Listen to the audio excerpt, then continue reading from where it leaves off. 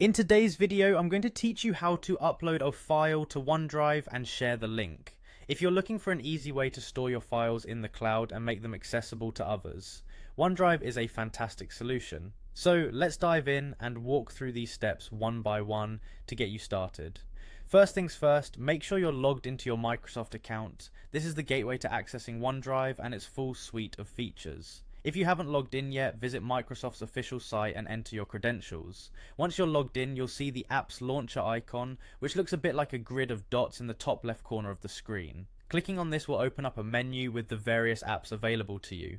One of these options is OneDrive, so go ahead and click on that to open it up. When you're in OneDrive, head over to the My Files section. This area serves as your main hub for managing all your documents and folders. It's here where you can choose the folder where you'd like to upload your file. Selecting the appropriate folder can help keep your files organized, so choose carefully. Once you're set on a location, look for the Create and Upload icon. It's usually located at the top of the page, and click it.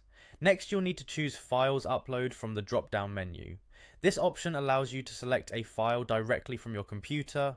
When the File Explorer opens, navigate to the file you want to upload.